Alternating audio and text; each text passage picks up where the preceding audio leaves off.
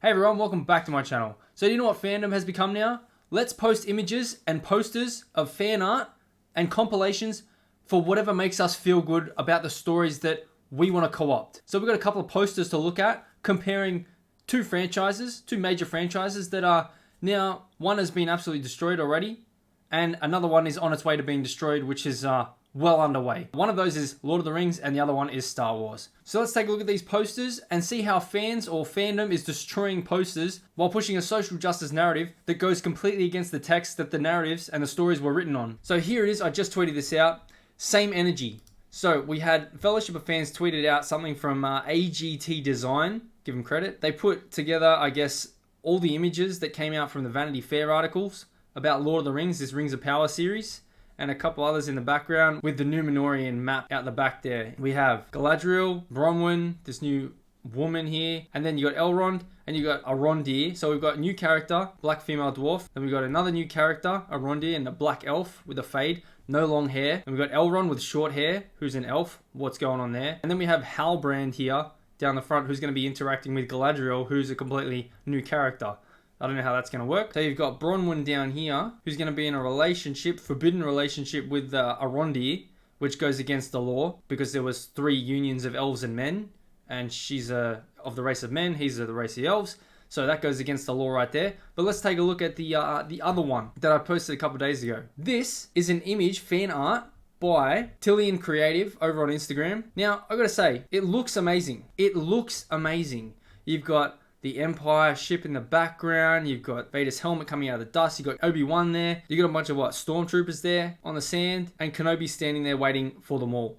How does this make sense? How does this make sense? We heard there's going to be the rematch of the century in this new series. What Kathleen Kennedy said. However, that goes against what happened between episode 3 and 4. Because when you see Vader and Obi-Wan meet again, they haven't met since they saw each other, apparently, on Mustafar in the end of episode 3, Revenge of the Sith. Now, that would go against the whole canon between them not seeing each other because Obi-Wan was hiding Luke on Tatooine, so Vader couldn't find him. So if right here, this person is making fan art, as good as it is, if he's making fan art saying Vader and the Empire are going to go and see Kenobi and it looks like it's on Tatooine, that landscape, that goes against everything that episode 4 set up. Obi-Wan hiding Luke on Tatooine so Anakin or Vader couldn't find him and the Empire couldn't get to him. So this fan art, as good as it may be, goes against everything the very first episode, episode 4 of Star Wars, was built on. So that's the way that fans, as much as they say they love the stories or love the movies or whatever, yeah, they make fan art that looks amazing, but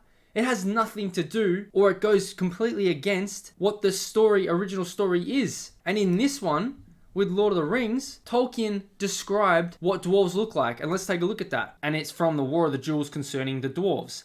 And here's the little bit here. For the Nalgrim have beards from the beginning of their lives, male and female alike. Nor indeed can their womenkind be discerned by those of the other race. So we have a description from Tolkien what the dwarves look like. Now, this female dwarf does not have a beard. Now, I've shown in a previous video, you can go check out that the claims that Vanity Fair were making, she is the first female dwarf to appear in Lord of the Rings movies, is not true.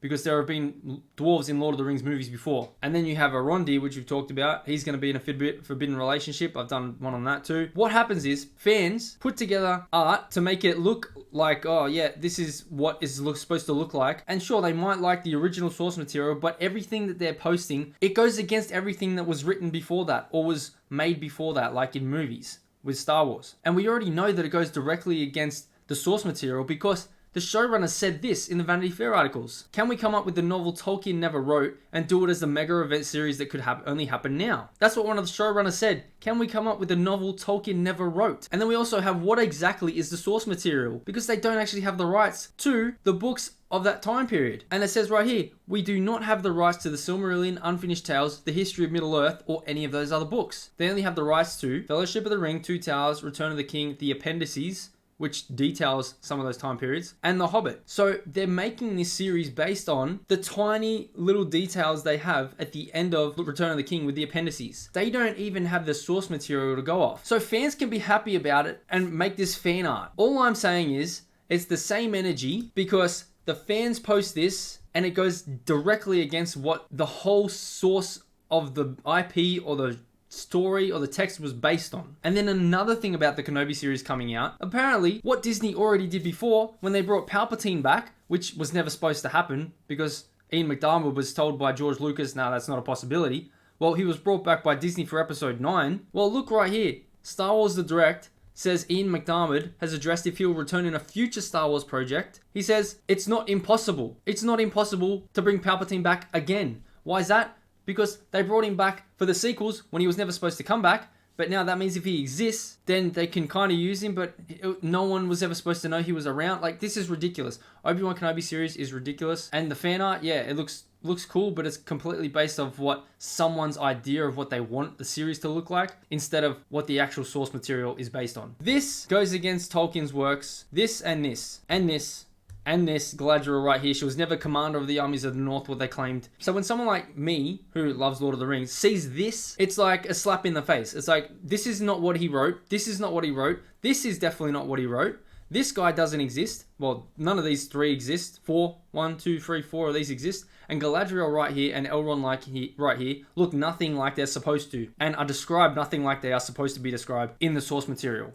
And then we have Star Wars, which has already been destroyed, thanks Disney. Right here, amazing fan art, but it has nothing to do with the time period that it was based on. Because Obi-Wan wouldn't fight Vader on Tatooine, which it looks like right here, because he's trying to protect Luke. This just goes against everything the whole story was based on. So, same energy, absolutely ridiculous. And this is where beloved IPs are heading. Down the drain, honestly, because none of it represents what it was supposed to be based on. And everyone is so happy about diversity and representation when it goes against the source material. Let me know your thoughts in the comments below. Don't forget to smash the like button, subscribe to the channel if you haven't already. Share this video out there, and I'll see you in the next one.